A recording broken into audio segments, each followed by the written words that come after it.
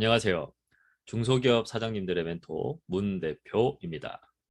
오늘은 제가 200억 원재료를 보유한 제조업체가 컨설팅을 신청한 사례를 가지고 사장님들께 한번 말씀을 드리려고 합니다.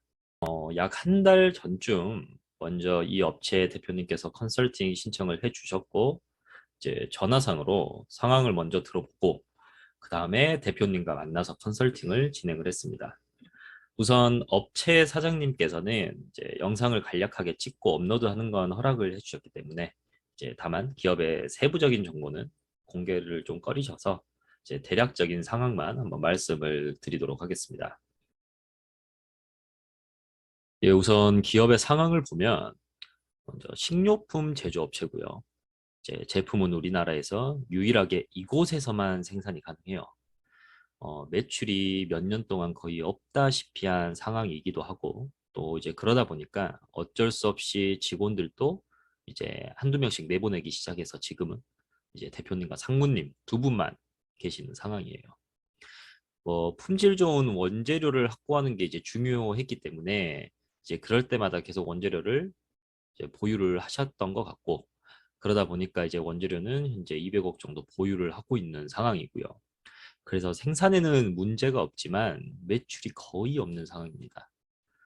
일단 대략적인 상황은 이런데 여기서 잠깐 한 1분 정도 컨설팅 진행을 했던 영상을 보시겠습니다. 1회 물량을 어느 정도 가져가서 팔 수 있느냐, 이 가격을 정하기가 그냥 우리가 내가 대리점 가격으로 정해주니까 너무 비싸다고 안 가져가려고. 제가 이 부분에 있어서는 드리고 싶은 말씀이 있어요. 이 제품이 이렇게 비슷하거나 하면 가격 경쟁밖에 없잖아요. 제품이 비슷하지도 않고 특별한데도 대부분 사장님들이 당장 이렇게 계약이 안 되고 하니까 가격으로 많이 좌지우지 하시는 분들이 있어요. 이게 우리밖에 생산을 못 하는 건데 가격을 가지고 그렇게 고민을 한다? 사람들이 사는 이유가 비싸도 물건들이 많이 팔리잖아요. 비싼 물건들도. 그거 왜 사겠어요?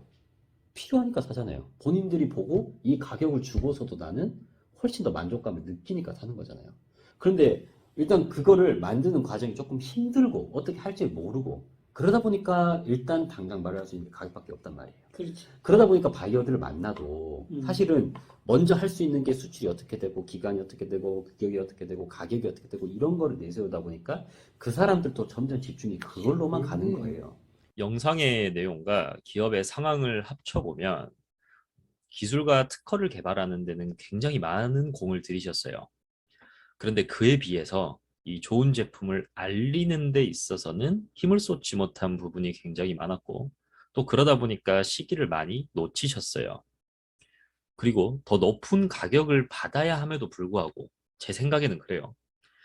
자꾸 이게 매출이 안 나다 보니까 할 수 있는 전략이 점점 줄어들게 되어 있어요. 그러다 보니까 가격을 낮추는 것밖에는 없다라는 판단이 쓰셨겠죠. 그래서 계속 가격을 낮추기만 하셨어요. 그런데 가격을 낮췄다고 잘 팔리는 상황도 아닌 거예요. 그럼 당연히 수익성은 더 안 좋아졌겠죠. 수익성은 안 좋아졌고 매출도 거의 없는 상황이고 그렇다고 어떤 조직이 남아있는 상황도 아니고 그래서 아마 정말 답답하셨을 것 같아요.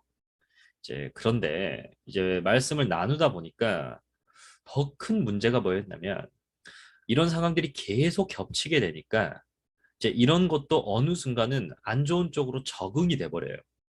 정말 안 좋은 상황인데도 내가 이제 너무 덤덤해져 버리니까 이걸 해결하고자 하는 마음도 안 생기는 거예요. 만약 이런 상황에 놓인 사장님들이 컨설팅을 신청을 하셨다는 건 다른 이유가 아니에요. 제 경험상 자신의 의지를 찾아줄 사람이라는 기대를 가지고 신청을 하시는 경우가 커요. 중소기업은 이제 그중에서도 특히나 소기업의 경우는 시스템을 갖추기 전까지는 사장님의 역할이 정말 중요해요.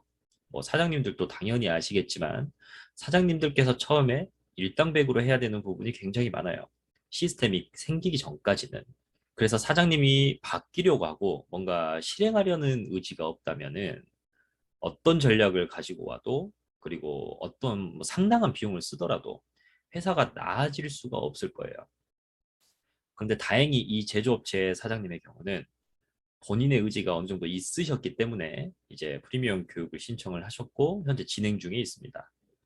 당연히 이제 그 후 부분도 사장님의 실행 여부에 따라서 이제 결과가 많이 달라지겠죠. 그럼 도대체 이런 상황에서는 어떻게 해야 될까? 아마 이 영상을 보고 계시는 분들도 모두가 알고 있을 겁니다. 일단은 무조건 잘 팔아야 해요. 매출이 생겨야 되고 수익이 나야 되고 그냥 당장 이 회사를 매각을 할 게 아니라면 뭔가 좀 더 개선시켜야 된다라는 생각이 있으면 무조건 잘 팔아야 해요. 그래서 잘 팔 방법을 빠르게 생각하고 계속 실행을 해야 되는 겁니다. 많은 사장님들이 이런 비슷한 상황에서 이제 몇 년 동안 벗어나지 못하는 이유가 빠르게 실행을 하고 피드백을 하지 않기 때문에 그래요. 아, 그거 뭐 당연한 말 아니냐라고 생각을 하실 수도 있는데, 그럼 당연한 말인데 왜 지금까지 해결이 안 됐을까요? 그렇게 당연하면 진작 해결이 됐어야죠. 그렇지 않을까요? 지금까지 제대로 안 됐는데, 그리고 그게 한 번에 해결이 될까요? 이제 많은 분들이 정말 이게 한 번에 될 거다, 뭔가 해결이 확 돼버리는 그런 이제 기대를 하고 오시는 분들도 굉장히 많아요. 물론 그렇게 돼야겠죠. 그런데 무조건 한 번에 된다고 말하는 사람은 조심하셔야 돼요.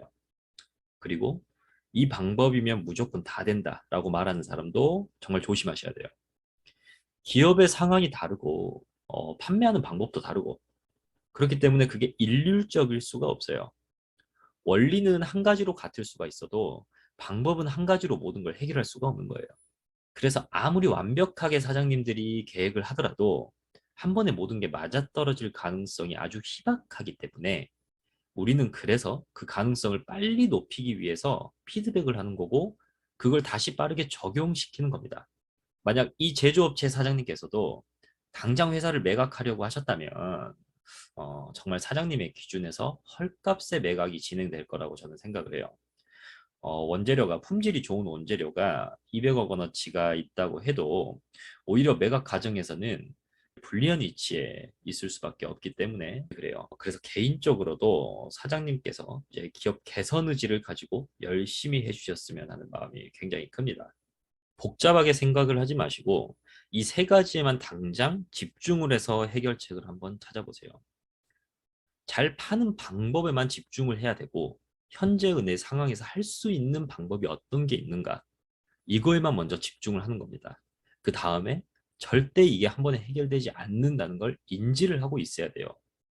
그리고 그걸 실행을 하면서 피드백을 거치고 그 피드백을 빨리 다시 적용을 한 다음에 또 다른 피드백을 얻어야 되는 겁니다. 귀찮아하고 자꾸 외부에서 원인을 찾으려고 하지 마세요. 만약 그런 상황이 반복이 되면 뭔가 해결이 되는 듯 하다가도 계속 문제는 해결되지 않고 남아있을 겁니다. 그리고 이렇게 해서 나오는 단순한 전략이 피드백을 거치면 거칠수록 사장님의 우리만의 전략이 될 가능성이 큽니다. 그렇기 때문에 해결책을 너무 복잡하게 생각하지 마시고 잠깐 시간을 내서 이 세 가지에만 집중해서 생각을 한번 해보세요. 그럼 사례를 가지고 진행한 오늘 영상은 여기에서 마치도록 하겠습니다. 만약 비슷한 상황에 있는 사장님들이 계신다면 절대 좌절하지 마시고 지금의 상황만 놓고 봤을 때 우리가 잘 팔 수 있는 방법이 뭔지 이제 그것만 고민해 보시기 바랍니다. 예, 그럼 지금까지 중소기업 멘토 문 대표였습니다.